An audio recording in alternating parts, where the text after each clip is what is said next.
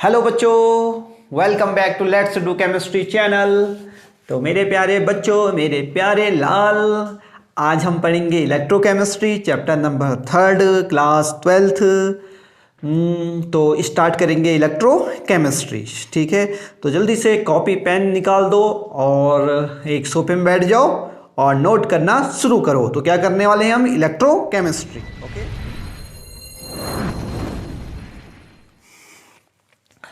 Electrochemistry मेरे प्यारे बच्चों, आज हम करेंगे इलेक्ट्रोकेमिस्ट्री। ये इलेक्ट्रोकेमिस्ट्री का लेक्चर नंबर 1 होगा मेरे प्यारे बच्चों, ये है। ठीक है, अब मेरे प्यारे बच्चों देखो, इलेक्ट्रोकेमिस्ट्री होती क्या है, सबसे पहले इस पे डिस्कस करेंगे। ठीक है, इलेक्ट्रोकेमिस्ट्री होती है एक ऐसी केमिस्ट्री जो किसी केमिकल रिएक्शन से केमिकल एनर्जी को इलेक्ट्रिकल एनर्जी में चेंज करती है और इलेक्ट्रिकल एनर्जी को केमिकल एनर्जी में चेंज करती है। तो ये जो ट्रांसफॉर्मेशन है ये किसके अंतर्गत आता है? ये आता है इलेक्ट्रोकेमिस्ट्री के अंतर्गत। ठीक है, जिससे हमारे पास है केमिकल एनर्जी। ठीक है, ये केमिकल एनर्जी है और इसको किस में चेंज करेगी? इसको चेंज करेगी इलेक्ट्रिकल एनर्जी में। इलेक्ट्रिकल एनर्जी, ये ठीक है प्यारे मेरे बच्चों। और इलेक्ट्रिकल एनर्जी किस में चेंज होगी? Chemical energy. ये केमिकल एनर्जी क्या होती है सर? कोई भी केमिकल रिएक्शन होती है ना, उसमें इलेक्ट्रॉन क्या होते हैं? निकलते हैं। उसी इलेक्ट्रॉन का स्टोर करके इलेक्ट्रिसिटी बनाई जाती है। What is the electricity? अरे इलेक्ट्रिसिटी, इलेक्ट्रॉन तो हैं, इलेक्ट्रॉन सब मोशन करते हैं तो क्या हो जाता है? वो हो जाती है इलेक्ट्रिसिटी। तो अगर कोई केमिकल रिएक्शन इलेक्ट्रॉन इमिट करती है तो उससे हम क्या बना सकते हैं? इलेक्ट्रिकल एनर्जी बना सकते हैं। ओके, तो कोई भी केमिकल रिएक्शन से हम इलेक्ट्रिसिटी कन्वर्ट या बना सकते हैं। तो ये जो प्रोसेस होती है ये किसके अंतर्गत आती है? इलेक्ट्रोकेमिस्ट्री के अंतर्गत। ठीक है, अब देखो हमारे पास इसमें सेल होते हैं इलेक्ट्रोकेमिकल सेल। ये सेल है। इसमें इस वाले चैप्टर में तुमको सेल के बारे में ही पढ़ने को मिलेगा। ठीक है, सेल ही पढ़ने को मिलेगा। क्यों कह रहा हूँ सेल ऐसा? क्योंकि ये बात है, इसमें सेल ही तो ऐसे है ना जो इलेक्ट्रिकल एनर्जी को किसमें? केमिकल एनर्जी में, और केमिकल एनर्जी को इलेक्ट्रिकल एनर्जी में चेंज करते हैं, है ना। तो इसमें सेल पढ़ने पड़ेंगे। जैसे हमारे घर में सेल होता है ना, जैसे हम वॉच में लगाते हैं वो, ठीक है, तो वॉच में जो सेल लगाते हैं वो क्या करता है? उसके अंदर केमिकल रिएक्शन होती है और फिर वो हमको क्या देता है? इलेक्ट्रिकल एनर्जी देता है। अगर हम उसे चार्ज करेंगे तो फिर क्या होगा? देखो, है ना, समझ में आ गया? उसके अंदर केमिकल रिएक्शन होगी फ्रॉम सनलाइट, और केमिकल रिएक्शन होने से उसमें क्या निकलेगी? Electrical energy. समझ में आया ना? यस। अब देखो इलेक्ट्रोकेमिकल सेल्स, अभी इलेक्ट्रोकेमिकल सेल्स कितने होते हैं? इसमें क्या होता है मैं फिर बता देता हूँ। हाँ, वही सेम चीज़ है। इलेक्ट्रिकल एनर्जी किस में कन्वर्ट हो जाती है? वो हो जाती है केमिकल एनर्जी में। ठीक है, और सेम अपोजिट भी, वाइस वर्सा भी ट्रू है। केमिकल एनर्जी किस में चेंज हो जाएगी? Electrical energy. तो इनको बोलते हैं इलेक्ट्रोकेमिकल सेल। ओके, अब देखो there are 2 types of electrochemical cell। ये देखो, पसंद आई तुम्हें मेरी जलेबी? यस। तो इलेक्ट्रोकेमिकल सेल 2 टाइप के होते हैं, तो वो 2 टाइप हम लिखने जा रहे हैं, ध्यान से देखना। हाँ, तो पहला टाइप हम यहीं लिख देते हैं। ठीक है, तो पहला टाइप होता है इलेक्ट्रोलाइटिकल सेल। ये है इलेक्ट्रोलाइटिकल सेल। ठीक है, और जो दूसरा सेल है वो कौन सा सेल है? वो हमारा है गैल्वेनिक सेल, और दूसरा इसी को एक और नाम से जानते हैं, ड्राई सेल के नाम से भी जानते हैं। ओके, ड्राई सेल ये हो गया। ठीक है, गैल्वेनिक या वोल्टिक सेल भी ये होता है, ये वोल्टिक सेल। ओके, ये तो इलेक्ट्रोलाइटिक सेल और एक होता है गैल्वेनिक सेल, ड्राई सेल या वोल्टिक सेल उसे बोलते हैं।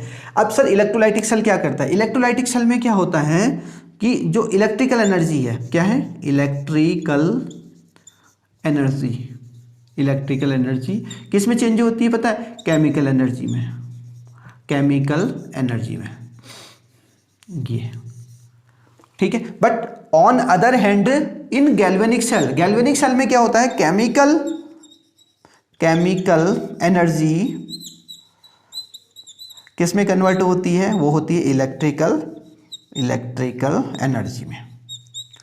ये यानी इलेक्ट्रोलाइटिक सेल वो होंगे जिसमें आपको इलेक्ट्रिसिटी देनी पड़ेगी तब उसके अंदर केमिकल रिएक्शन होगा, ठीक है। But on other hand galvanic cell क्या होते हैं? गैल्वेनिक सेल में अंदर केमिकल रिएक्शन हो रही होती है कोई सॉल्यूशन के अंदर, और वो इलेक्ट्रिसिटी निकालते हैं, और उस इलेक्ट्रिसिटी से हम कोई भी डिवाइस जनरेट कर सकते हैं, उसको चला सकते हैं, उसको रन कर सकते हैं, वो फंक्शन करने लग जाएगा। समझ में आ गया? So there are two type the electrolytic cell, first is electrolytical cell, second is galvanic cell and dry cell and voltaic cell. वो सभी चीज़ क्या है? सेम ही है, ठीक है। ये आपको समझ में आ गया, ठीक है। तो ये हमारा इंट्रो हो गया किसका? इलेक्ट्रोकेमिकल या इलेक्ट्रोकेमिस्ट्री का। ओके, तो इसे इरेज कर देते हैं, चलो इसको इरेज कर दो। मेरे प्यारे बच्चों ये कंप्लीट हो गया, ठीक है। तो आगे अगला टॉपिक देखो। अब थोड़ा हम बात करते हैं कंडक्टेंस पे, ठीक है। तो कंडक्टेंस क्या होता है देखते हैं, ठीक है।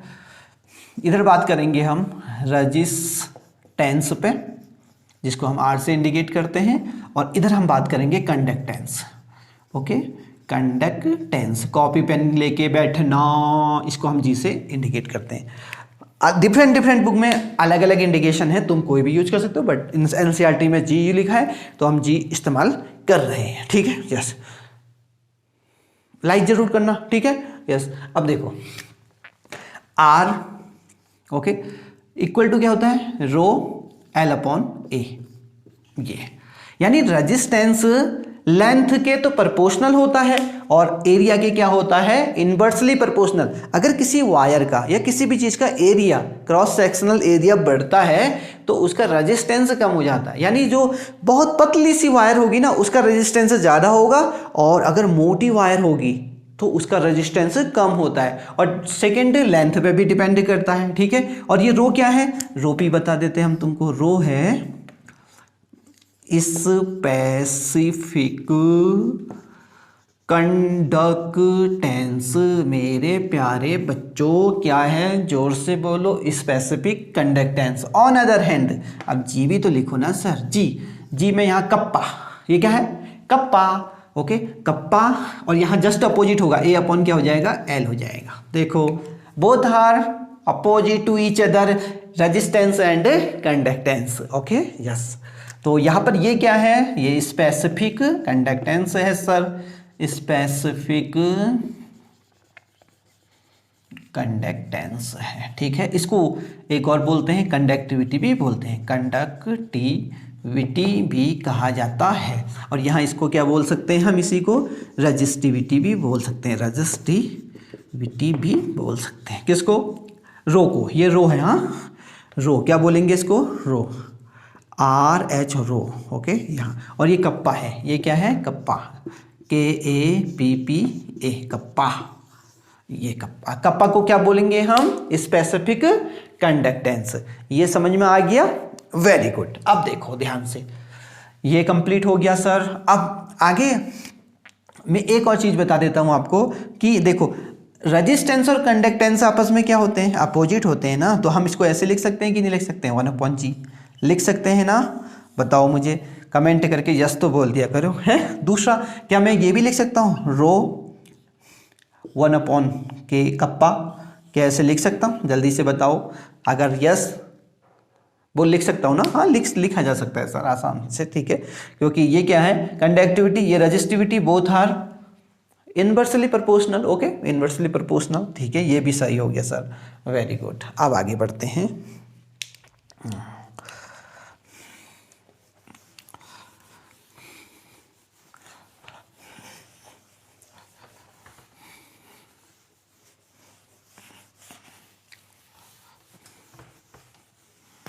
अब देखो, एक होता है सेल कांस्टेंट, सेल कांस्टेंट जो बहुत इंपॉर्टेंट है, उसको ध्यान से देखना। हाँ, एक चीज़ मैं बताना भूल गया कि जो रेजिस्टेंस का यूनिट है वो क्या है, ओम है, और इसका जस्ट कंडक्टेंस का क्या होता है, सीमेन होता है। क्या होता है, सीमेन, या ओम इनवर्स भी होता है, ओम इनवर्स भी हो गया, तो यहाँ पर लिख भी सकते हैं हम ओम इनवर्स। ओके, ये इसका यूनिट हो गया, यहाँ इसका यूनिट क्या हो गया, ओम हो गया, ठीक है। इसका यूनिट सीमेन भी होता है, सी मेंस, ओके, सीमेंस भी होता है, ये भी है, ठीक है। तो ये इसका इंडिकेशन है, ये भी समझ में गया। अब हम बात कर रहे हैं सेल कांस्टेंट पे। ये फॉर्मूला बहुत इंपॉर्टेंट है कि इसमें इलेक्ट्रोकेमिस्ट्री में, इनको बिल्कुल मत भूलना, ठीक है, ध्यान से।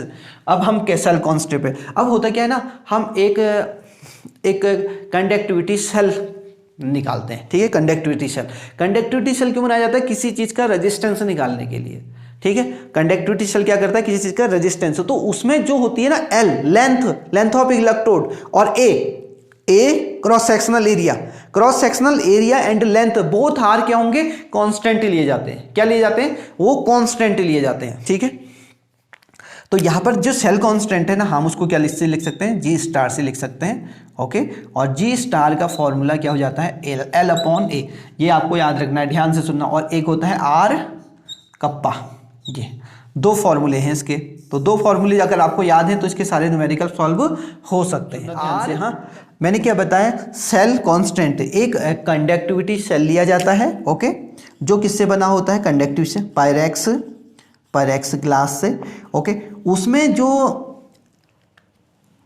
इलेक्ट्रोड हैं उनका क्रॉस सेक्शनल एरिया कांस्टेंट होता है। दूसरा length of two electrodes, length, okay, बीच में डिस्टेंस इलेक्ट्रोड के बीच की जो लेंथ है, डिस्टेंस बोल सकते हैं, ये डिस्टेंस है, ठीक है। उनके बीच की डिस्टेंस, इलेक्ट्रोड के बीच की डिस्टेंस, वो क्या होती है, कांस्टेंट होती है। तो इसलिए इसको सेल कांस्टेंट बोल देते हैं। Cell constant is equal to L upon A is equal to R kappa. R is the resistance and kappa is the conductivity, okay. Conductivity यहां देख सकते हो, या स्पेसिफिक कंडक्टेंस भी बोल सकते हैं हम इसे। तो ये समझ में आ गया ना आपको, वेरी गुड, ये समझने आ गया। तो इसको इरेज कर देते हैं हम, तो देखो हमारा, इसको इरेज कर देते हैं, ठीक है।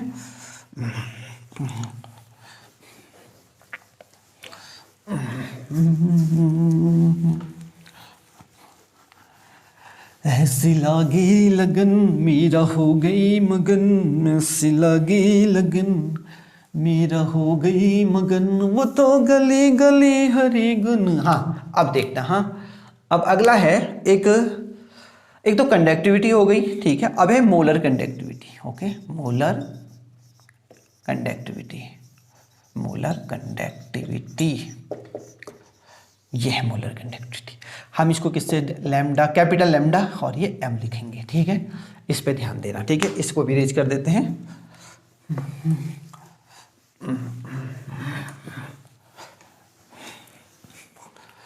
मोलर कंडक्टिविटी का फॉर्मूला देखना क्या होता है, lambda M is equal to kappa upon concentration. ये कंसंट्रेशन समझ में आ गया ना, किसका कंसंट्रेशन की बात कर रहा हूं। और इसी फॉर्मूले को अगर न्यूमेरिकल सॉल्व करना होता है तो इसे ध्यान देना है आपको, क्या करना है, कप्पा अपॉन क्या करना है, मोलारिटी, ओके, मोलारिटी, और इनटू क्या कर देना है, 1000, ओके। ये फॉर्मूला आपको याद रखना है न्यूमेरिकल के लिए, ये, okay. Concentration, molarity, concentration unit तो है मोलारिटी, ओके, इसलिए lambda M is equal to kappa upon C, ये हो गया मोलर कंडक्टिविटी। अब मोलर कंडक्टिविटी क्या हुई, अरे पहले हम एक कंडक्टिविटी क्या लेंगे, कंडक्टिविटी वाटर लेंगे। कंडक्टिविटी वाटर का जो कंडक्टिविटी होती है मिनिमम होती है, मतलब 0 के अप्रॉक्स। अगर आपके पास कंडक्टिविटी वाटर नहीं है तो आप नॉर्मल वाटर लेंगे, बट उसकी कंडक्टिविटी को जितना मिनिमम हो सके उतना मिनिमम करना है। उसके बाद उसकी मोलर कंडक्टिविटी चेकआउट करते हैं। मोलर कंडक्टिविटी यानी हो गया कि हमने कंडक्टिविटी वाटर लिया जिसकी जो कंडक्टिविटी वो मिनिमम है या 0 के अप्रॉक्स है। उसके बाद हमने उसमें 1 मोल कोई भी इलेक्ट्रोलाइट डाला, उसके बाद जो उसकी कंडक्टिविटी निकल के आती है वो मोलर कंडक्टिविटी होती है, ओके। ये डेफिनेशन हो गई, but formula is the lambda M is equal to kappa upon C, okay. ये अब एक और चीज होता है,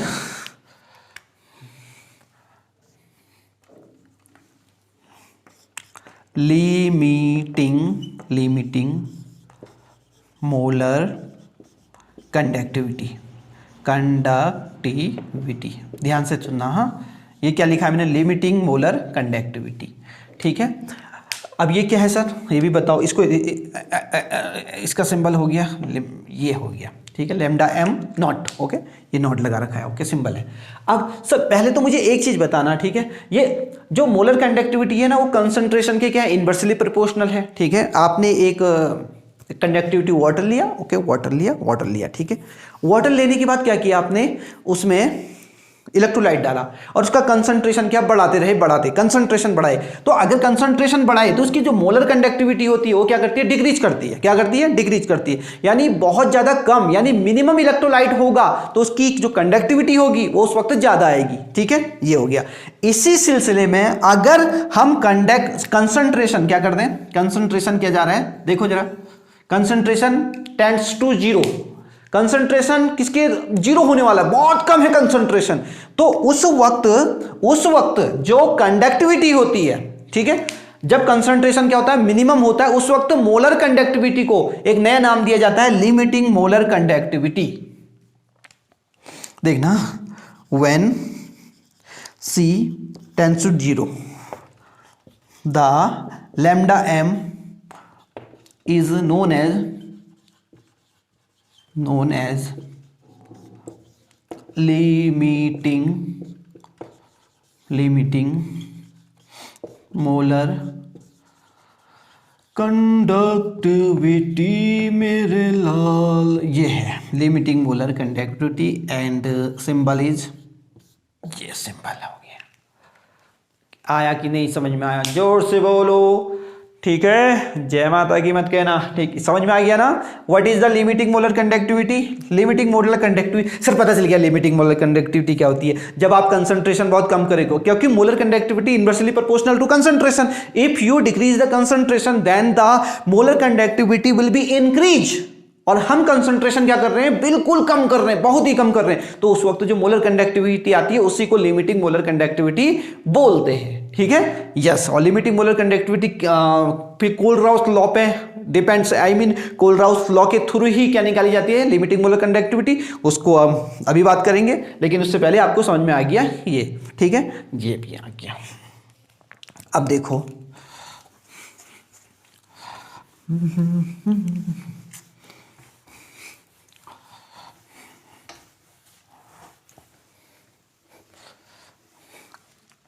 अब एक चीज, अगर इसमें एक है कंडक्टिविटी,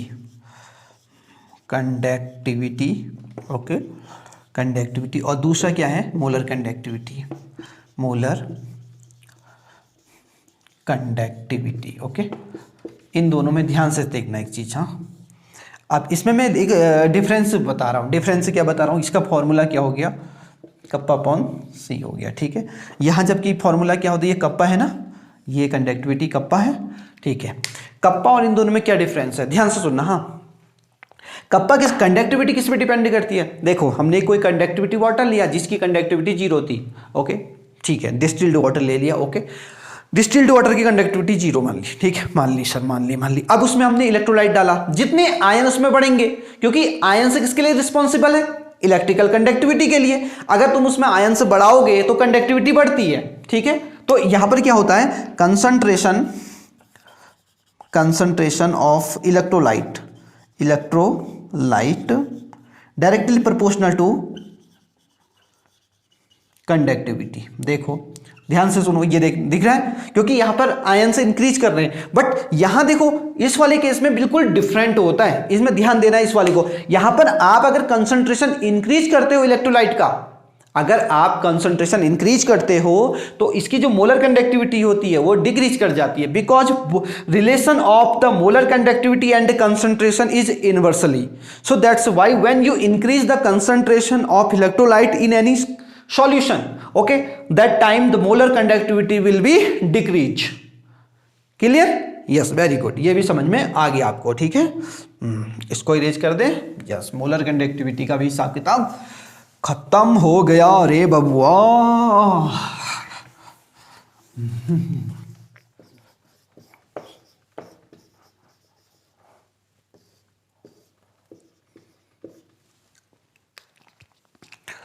अब सुनो, अब एक कोलराउस लॉ, दूसरा क्या है, कोलराउस लॉ। अब कोल-राउल्स लॉ क्या कहता है, ध्यान से सुनना। कोल-राउल्स लॉ के अकॉर्डिंग क्या है कि हमने NaCl लिया, ओके, NaCl, और NaCl डिसोशिएट हो गया Na positive and Cl negative में, ओके। तो देखो limiting molar conductivity of NaCl, limiting molar conductivity of NaCl, limiting molar conductivity, okay, limiting molar conductivity of NaCl is equal to lambda, small lambda mole conductivity of Na positive plus lambda naught molar conductivity of ये है। देखो देखना, the limiting molar conductivity okay, limiting molar conductivity of any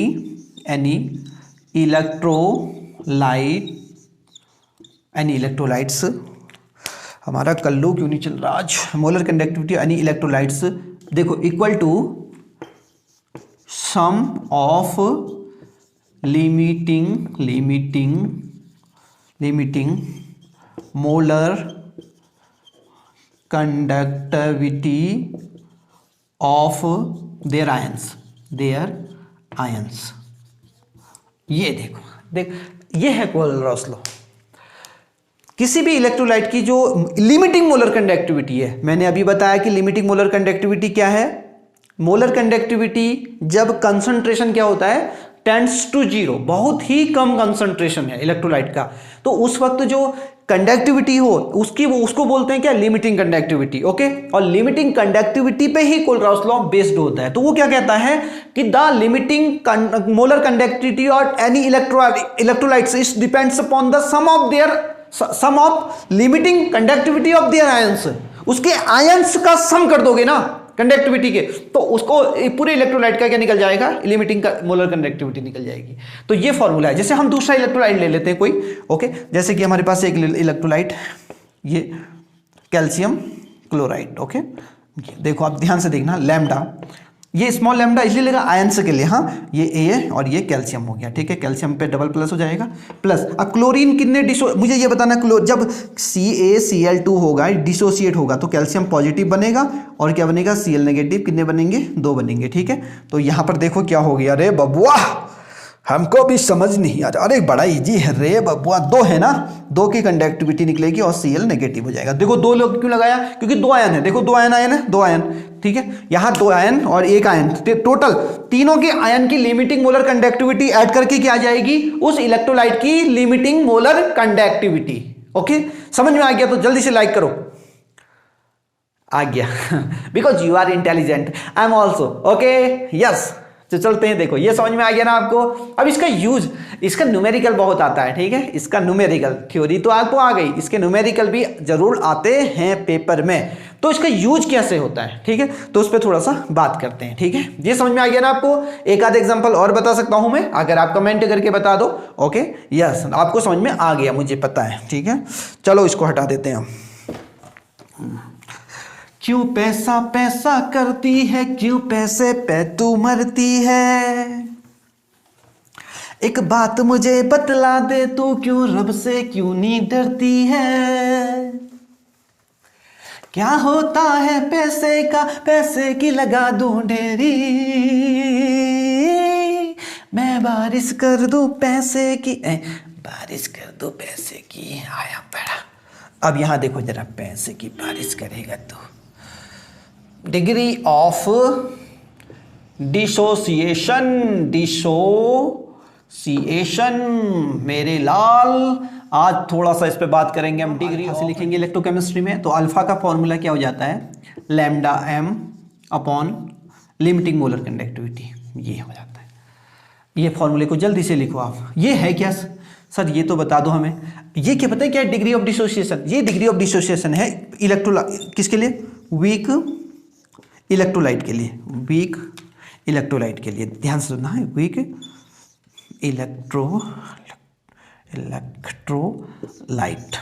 के लिए, ठीक है। अब ये है क्या, देखना ध्यान से सुनना है।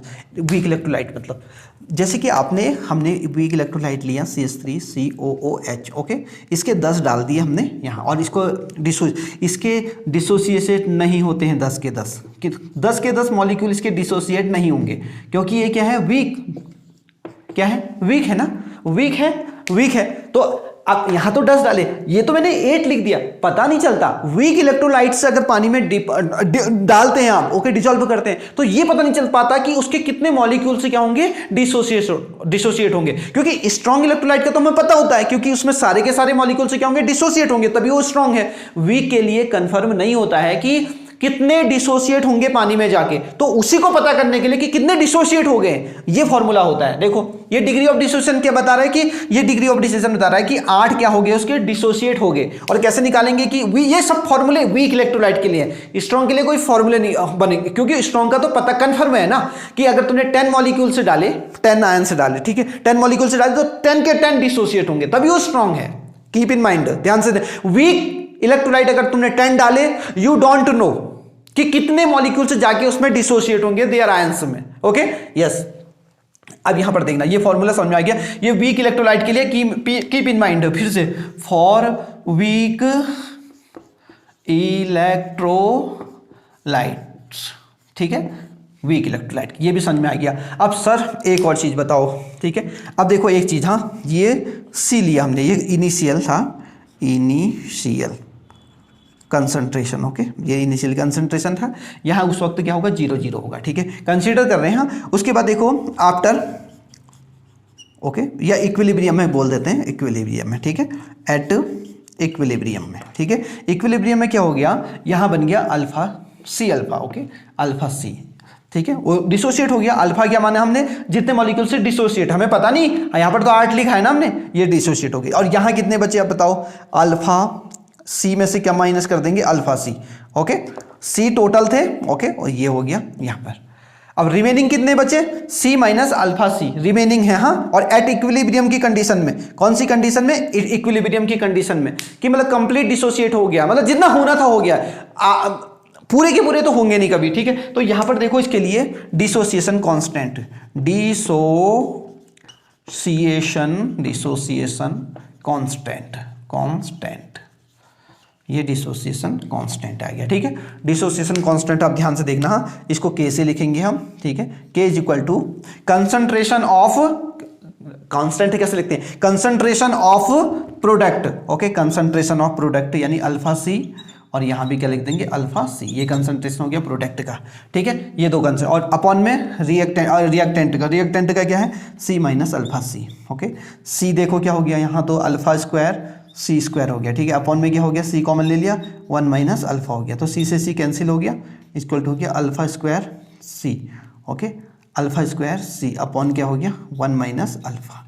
ये फॉर्मूला आ गया, बस आपको ये फॉर्मूला याद रखना है। कौन सा फॉर्मूला, फिर से मैं यहाँ लिखता हूँ, क्योंकि ये बहुत काम आएगा, अभी न्यूमेरिकल करेंगे तो इसलिए आपको इसको जल्दी से नोट डाउन करो, खाली सोफे में बैठ के भजिया नहीं खानी, ये ठीक है, लिखना है जल्दी से। ये डिसोसिएशन कांस्टेंट है एंड डिग्री ऑफ डिसोसिएशन, ये वाला फॉर्मूला ये हो गया। ये दोनों फॉर्मूले से न्यूमेरिकल बनाएंगे हम अभी, ठीक है।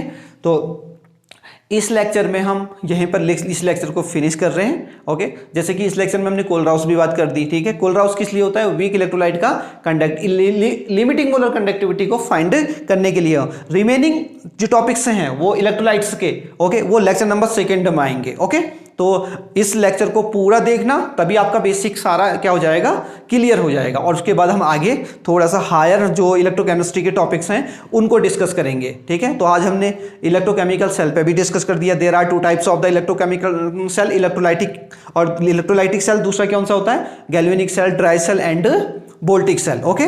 तो अगली वीडियो में हम इन्हीं पे बात कर रहे हैं, इलेक्ट्रोलाइटिक सेल क्या होते हैं और गैल्वेनिक सेल क्या है, वोल्टिक सेल क्या है, ड्राई सेल क्या है, ठीक है। तो तब तक बने रहिए हमारे चैनल पे, और मैं पीके सर और आपका छोटा सा channel let's do chemistry, okay. Subscribe करना बिल्कुल मत भूलिएगा, क्योंकि इंफॉर्मेटिव वीडियो आप तक पहुंचती रहेंगी, ओके। तो तब तक के लिए हैप्पी लर्निंग एंड जय हिंद, जय भारत।